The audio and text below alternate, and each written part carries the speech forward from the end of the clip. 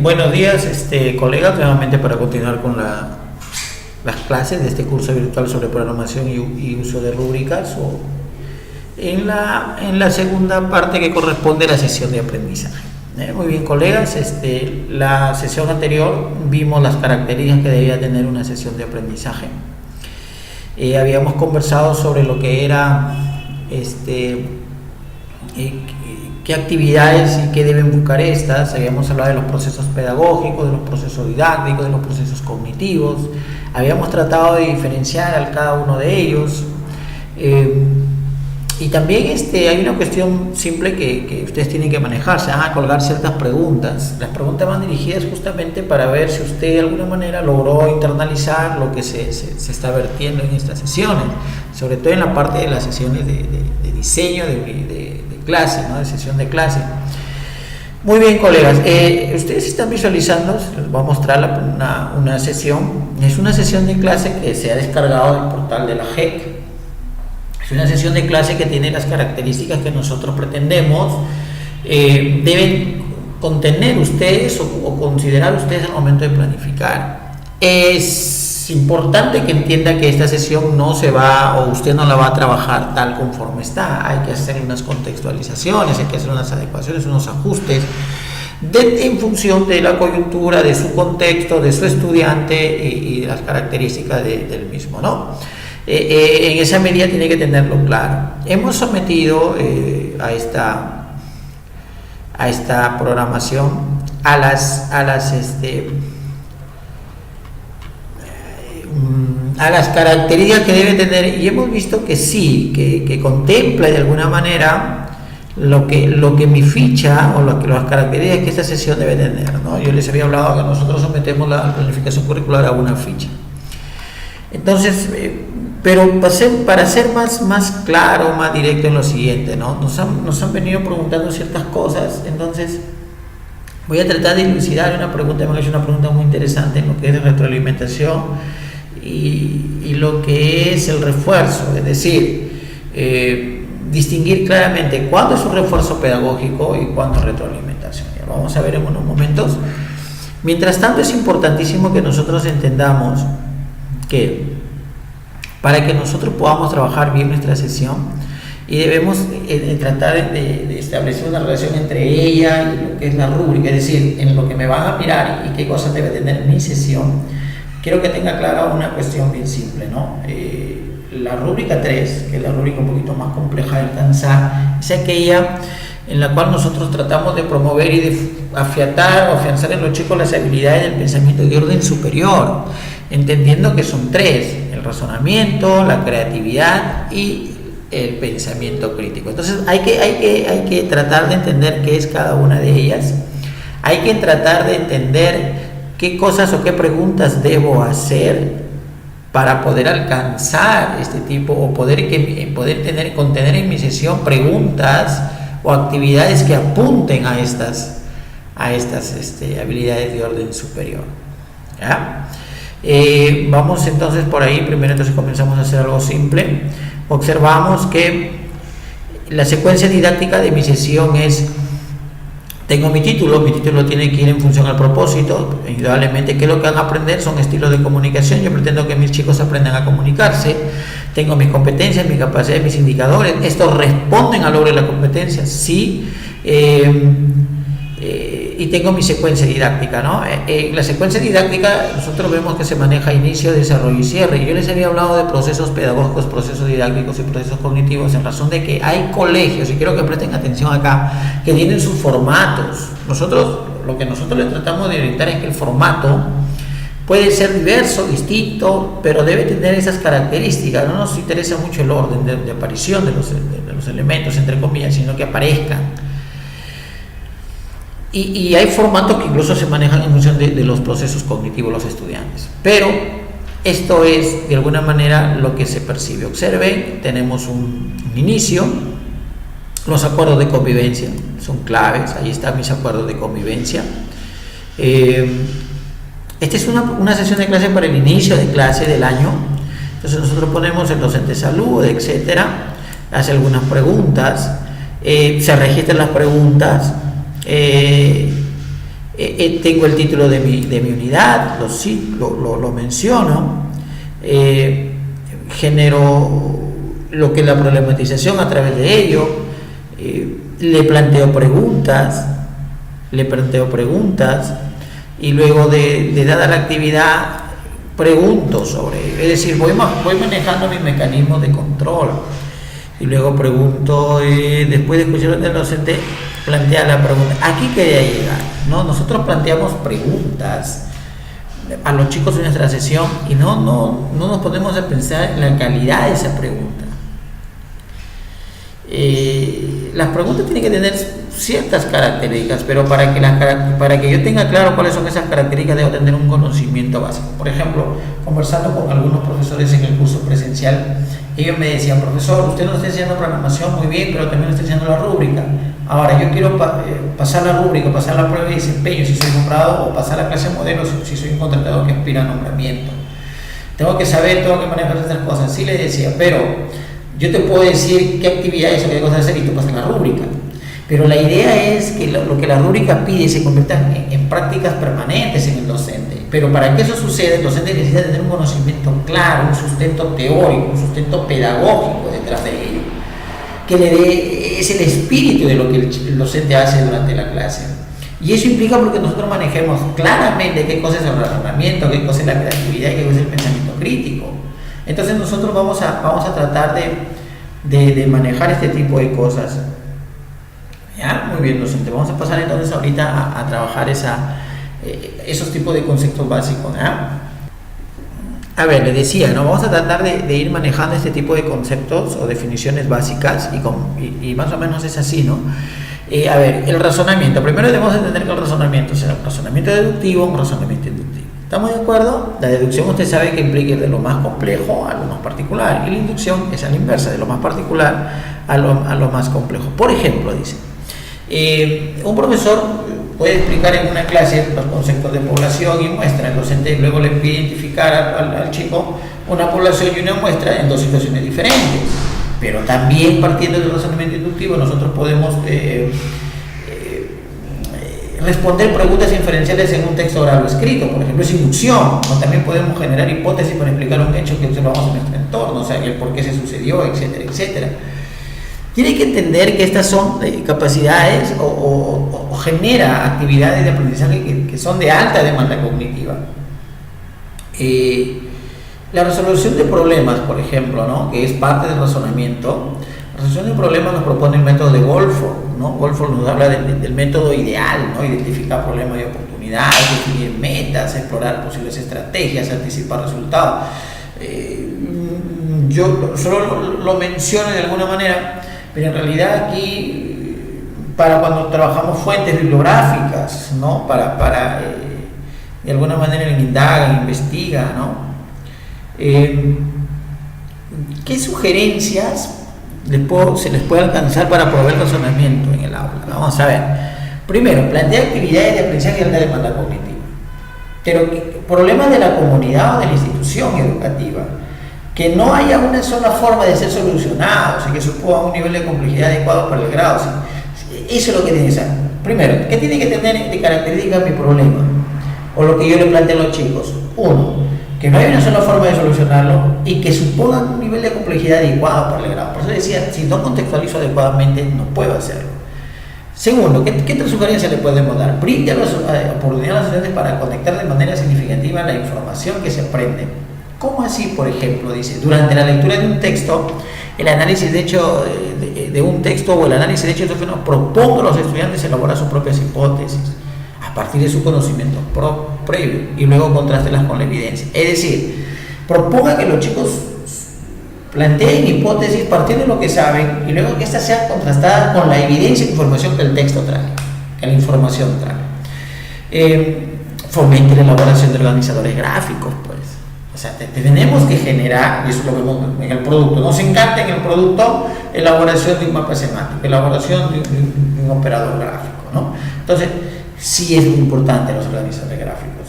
Eso hace que ellos identifiquen claramente la relación que existe entre los componentes o elementos de la información. Y eso se grafica en un operador gráfico. ¿no? ¿Qué más? A ver, tiene que generar preguntas que identifiquen si están seguros o comprenden el problema. O sea, pide que implique el problema a alguien más. Eso es importante, esa es una estrategia muy buena. Pero eso implica que yo, por ejemplo, trabajaría el tándem, entendiendo que el tándem es 2-2, o sea, uno con otro. Entonces, un chico le explica el problema al otro.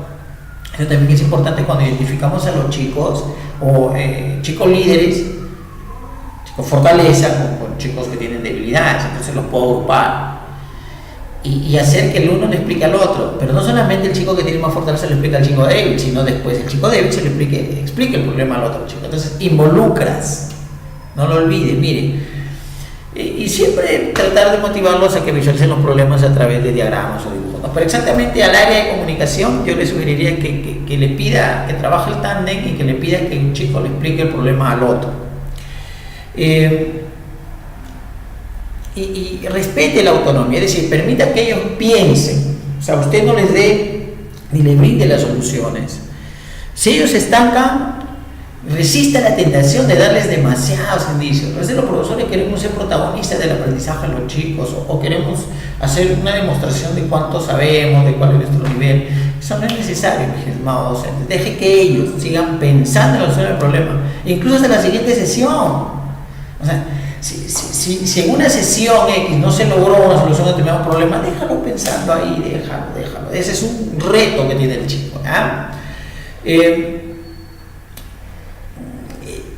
En la evaluación hay un tema, ¿no?, que yo siempre he dicho. Por ejemplo, nosotros cuando jugamos al fútbol, o vemos los campeonatos de fútbol, vemos que si un equipo gana, tiene 3 puntos. Si un equipo empata, tiene 1 punto. Si un equipo pierde, no tiene nada. En el básquetbol, cuando un equipo gana, tiene 2 puntos. El equipo pierde, tiene 1 punto, porque en básquetbol no hay empate. Algo así es lo que yo le sugeriría, ¿no? Otorgue ustedes cuando evalúen puntajes parciales. O sea, si un estudiante da razones o soluciones incorrectas, dele un puntaje. O sea, no descalifique. Y sugerencia, dele el mismo puntaje del que da la solución correcta. ¿Por qué? Porque si yo evalúo en una sesión de clase cómo debo actuar, para mí es más valioso el estudiante que me da soluciones incorrectas o respuestas incorrectas, porque estas son oportunidades de aprendizaje. Estoy recuperando, identificando saberes previos, estoy revisando muy bien mis procesos pedagógicos, estoy motivando, estoy evaluando, es decir, estoy gestionando, cómo interactúan las acciones o los procesos pedagógicos en mi sesión. Y estoy cumpliendo también con las rúbricas si me estuviesen observando con rúbrica. Entonces siempre otorguen puntajes parciales a aquellos chicos que dan soluciones incorrectas o respuestas erróneas. Otra sugerencia que se les puede también alcanzar para que su sesión tenga digamos una buena dosis de razonamiento y logremos actividades de alta demanda cognitiva es que propiciemos oportunidades de trabajo de manera individual y de manera grupal y permite ese tipo de problemas, ¿no? Otra sugerencia es que anime a los estudiantes a ver el problema de distintos ángulos, es decir, no hay una sola visión, no hay una sola fuente, no hay un solo punto de vista. Por ejemplo, sugiera a los chicos posibilidades diferentes y luego pida que los chicos, dada la resolución del problema, piensen en otras y permita que los chicos adopten puntos de vista distintos y los defiendan acerca de un mismo tema. Eso, por ejemplo, nosotros en nuestra área de comprensión de texto lo llamamos el formato múltiple. No llevemos hacia el chico a que este es el punto de vista que gana, no, sino nosotros busquemos que el chico defienda el punto de vista con el cual él se identifica, con el cual él cree, y llevémosle la generación de argumentos. Y ahí, en esa generación de argumentos, que ellos identifiquen realmente si su postura es la idónea, la correcta o no, pero no le restemos la autonomía a los chicos. Eso es lo que tenemos que hacer, que el problema sea visto a distintos ángulos. Esas sugerencias tendría que tener su sesión de clase, sus actividades para buscar generar razonamiento en nuestros estudiantes. Otra sugerencia es esta técnica tan maravillosa, ¿no?, de pensar en voz alta, ¿no? O sea, nosotros debemos ayudar a los estudiantes a desarrollar formas sistemáticas para buscar alternativas de solución. Y una de ellas es pensar en voz alta cuando resuelve el problema. Es decir, hay chicos que van a resolver, van hablando, y déjenlo. Generen esa actividad porque están permitiendo que ellos vayan deconstruyendo su práctica a su vez y que ellos vayan elaborando y dándose cuenta si están bien o están mal. Es una especie de feedback permanente, una autoevaluación de cómo van trabajando. Haga una lista de sugerencias, ¿no? Cómo podemos hacer tales cosas, procedimiento con ellos. Pregunten qué sucedería si, o sea, pónganle siempre en la situación sí, en la potencialidad, en la condicional, en la hipótesis, ¿ya? Y obviamente fomente y enseñe la heurística. ¿Qué es la heurística? Es analogías, pero también generando un trabajo de discusión sobre lo que se alcanza, ¿no? Utilice analogías para resolver el problema. O sea, sí, clave, es la heurística. O sea, a ver, ¿y si pasase esto? ¿Y qué tal esto? Genérico. Y hay una estrategia muy buena, el trabajo en sentido inverso. O sea, esa estrategia del trabajo en sentido inverso es importante, por ejemplo, para las ferias de ciencia, ¿no? La feria de ciencia tiene ese procedimiento 1, 2, 3, pero vamos a visualizar, la feria ya está, ya se realizó y vamos hacia atrás. Y vamos a entender qué se necesita, quiénes participan, y voy estableciendo mis estrategias de elaboración de la feria hacia atrás, y en eso también identifico qué errores se cometieron en una feria, ¿sí? O en un evento, o en un trabajo en grupo, en un debate, en un concurso, o en una exposición de juegos florales, ¿no? O sea, trabajemos la técnica del sentido inverso, o sea, hacia atrás, vayamos de lo que ya está hacia lo particular. Esa es muy buena técnica, ¿ya? Muy bien, hasta ahí yo de alguna manera me estoy moviendo en función del razonamiento.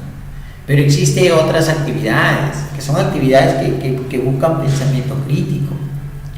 Yo estoy tratando de asociar mi sesión de clase con las actividades que ellas deben contener. ¿Qué tipo de preguntas debo hacer? Preguntas hacia alta demanda cognitiva. Entonces, muy bien, usted sabe que el pensamiento crítico tiene varias definiciones, ¿no? Pero una más clara es aquella que permite evaluar las conclusiones, es aquella que me permite asumir una postura y tomar decisiones. Y ahí eso nos lo dicen pues diferentes personas, especialistas, ¿no? Blooming, ¿no? Que trata de distinguir la resolución de problemas con el pensamiento crítico. Por ejemplo, tenemos a Trilling, a Fadel, ¿no? Que nos hablan justamente de lo que acabo de mencionar. Y esas todas son, y también Goldford, ¿no? Goldford es una de las personas que ha hecho muchos aportes, ¿no? Pero ¿qué habilidades trabaja acá en el pensamiento crítico, ¿no? Según Goldford, ojo, yo le voy a citar a este señor, dice: definición y aclaración del problema, y juzgar información relacionada con el problema. Y luego nos dan una serie de estándares con preguntas, ¿no?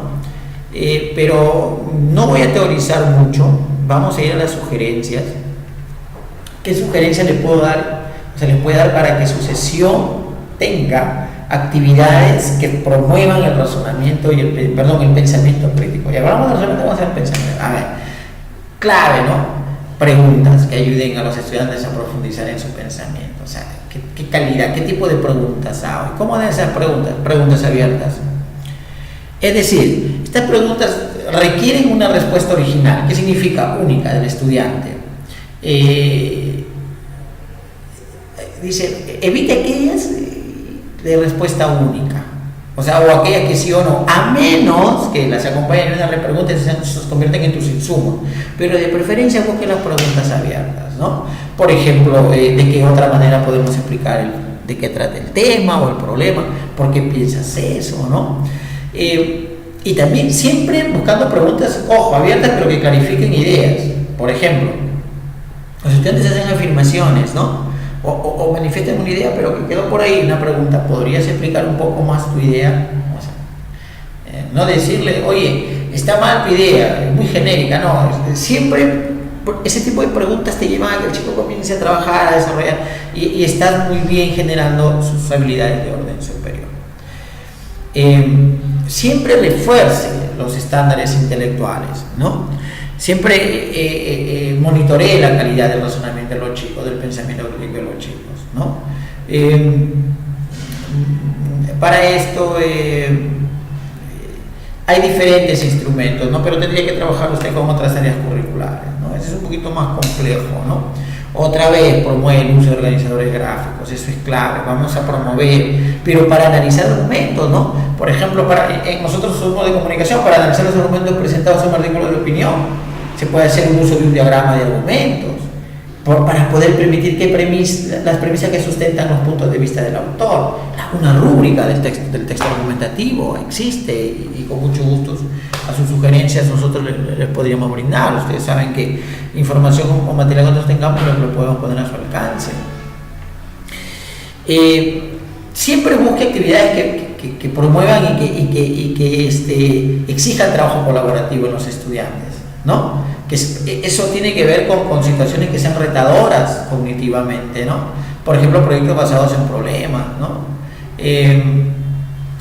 O confrontar los puntos de vista y llegar a acuerdos mediante la deliberación y el debate. O sea, la deliberación y el debate debe ser una técnica, pero que la debe usar bastante en nuestra área, ¿no? Y obviamente tiene que trabajar en función del respeto, ¿no? Los acuerdos de convivencia hacia los puntos de vista diferentes, ¿no? Siempre muestra apertura, ¿no? También durante los debates enfatice que se discuten la calidad de las ideas y no el valor de las personas. Nosotros miramos el trabajo del estudiante, no al estudiante, no a la persona, ¿ya? Siempre modele el pensamiento a lo largo de la sesión de aprendizaje. O sea, ¿cómo así? Utilice, como le hablé hace un momento, la técnica de la voz alta para modelar los procesos de lectoescritura, por ejemplo, y resolución de problemas. Por ejemplo, para modelar el proceso de escritura de un texto argumentativo mientras realiza la tarea, puede hacerse a sí mismo preguntas metacognitivas, tales como ¿cómo se relaciona este argumento con mis conclusiones? ¿No? Esa sugerencia se le puede dar al chico. La forma en que estoy planteando el argumento, lo que claro, etc. ¿No? O sea, siempre modele el pensamiento a lo largo de la sesión de aprendizaje. Que usted vaya guiándole al chico, se vaya planteando que las cosas que está haciendo, si son coherentes, si hay un hilo, que conecta sus cosas, ¿ya? Eso es, son sugerencias que uno le da para que de alguna manera enriquezca su sesión de clase, porque como le dije, ¿no? Nosotros en el trabajo del Ministerio de Educación, por ejemplo, no nos fijamos mucho en que si la sesión tiene o no tiene sus elementos. Ahí están los elementos, nos fijamos en la calidad de esa sesión. Y si esa sesión de aprendizaje realmente promueve aprendizajes en el estudiante, pero también promueve en el estudiante habilidades de orden superior, es decir, yo quiero estudiantes críticos, estudiantes que razonen, reflexivos, quiero estudiantes creativos, respondan a los perfiles de la educación o del estudiante, ¿verdad? Entonces, esas cosas debo enriquecer, con esas cosas debo enriquecer mi sesión de aprendizaje. Y luego tenemos la creatividad. La creatividad es espectacular. En nuestra área usted sabe que la creatividad es algo que debemos buscar todos los docentes porque eso lo hace muy bien, ¿no? Y otra vez, ¿no? Hay diferentes autores que nos hablan, ¿no? Woolf, Beck, en sus diferentes escritos y estudios, ¿no? Pero la creatividad, pues sabemos que es la capacidad para elaborar un producto de forma original, ¿no? O sea, yo creo, ¿no? ¿Qué características tiene la creatividad? A ver, utiliza la imaginación, ¿no? Percibe un propósito específico, y es original, juzga el valor de la producción o solución, pero hay algo que quiero que, esta palabrita quiero que me la internalice muy bien. Algunos autores llaman a utilizar la imaginación al proceso o a la capacidad de pensar en forma divergente. Es decir, la capacidad que tenemos de generar muchas ideas o respuestas diferentes. Es decir, tú piensas así, pero yo soy divergente, pienso de esta otra manera. ¿No? O sea, siempre tratemos de buscar eso. Obviamente, todo esto en un clima adecuado, ¿no? Guiado por el docente, controlado por el docente, regulado por el docente, ¿no? Pero el pensamiento divergente es muy bueno. Siempre hay que ponernos en la otra vereda y acostumbrar a estos chicos que se pongan en la otra vereda. Miremos una moneda por sus dos caras. Pongámonos en el lugar de la otra persona. Tratemos de pensar como la otra persona. Tratemos de pensar en una situación opuesta a la que estamos trabajando, ¿no? En la literatura, en la conversión de textos, producción de textos, o sea, no en la oralidad, en el discurso, o sea, en esta área siempre debe buscar el pensamiento divergente, ¿ya? Y tratemos de plantear ese tipo de actividades, a ver, ¿qué cosas puedo hacer yo para generar la creatividad en el aula? ¿Ya? Primero, acepte y fomente el pensamiento divergente en el aula, que me le decía. por ejemplo, pregunte, ¿no? ¿A alguien sugeriría una forma diferente de contestar esta pregunta? Cuenta. Busca el chico, ¿no? Plantea la resolución de problemas poco definidos. Es decir, plantea situaciones en las cuales no haya una sola manera o camino para ser resuelto. No hay una única respuesta. O como alguien me dijo, un profesor de ciencias, me dijo, yo coloco el ejercicio con una respuesta equivocada, para que los chicos se den cuenta. Ojo, el ejercicio terminado con una respuesta equivocada. Mira lo que está haciendo, está yendo sentido opuesto, o sea, de inversa, sentido contrario. Y va a llegar también a un pensamiento divergente. Miren cómo, y obviamente el chico va a identificar y va a crear, va a buscar la solución. Creatividad, pensamiento crítico, razonamiento, cómo interactuar en una sola propuesta que podemos hacer nosotros los docentes. En lo que es la conversión de textos con diferentes finales, formatos múltiples, formato continuo, formatos discontinuos, para ir de manera más simple. En lo mismo en producción de textos, ¿no? Produzcamos textos con un mismo tema, pero con diferentes posturas. O sea, a eso se refiere, ¿no? Anime, ¿qué más? Anime a los intentos. Es decir, de repente el producto final no fue lo esperado, pero anime a que lo sigan intentando, ¿no? No le diga muy bien, no es así, es de esta manera, y le dé la receta. No. Anímelo al chico. Y permita que ellos utilicen diversos lenguajes para expresar sus ideas, diversas formas. No solamente oralmente, puede ser a través de imágenes. La imagen es maravillosa. Yo me acuerdo hace tiempo cuando estudiaba educación hablábamos de análisis de imágenes, ¿se acuerdan? Como que se dejó un poquito esa terminología, pero las imágenes nos ayudan mucho. Que ellos creen el lenguaje corporal, las dramatizaciones, los juegos de roles, los sociodramas, el mimo, o sea, nosotros en expresiones literarias la podemos manejar para comprendan, para que produzcan. Es maravilloso nuestra área. Entonces, deje que los chicos utilicen diversos lenguajes para la expresión de sus ideas. Siempre estimule una actitud de apertura, es decir, a la experiencia de sus estudiantes, ¿no? Exponga a sus estudiantes a culturas de ambiente y lenguaje que no familiares para ellos. Por ejemplo, plantea una visita a una zona de ciudad que no frecuenta, o pida leer literatura de diversas épocas y partes del mundo. Esto es clave. Nosotros, la literatura es muy...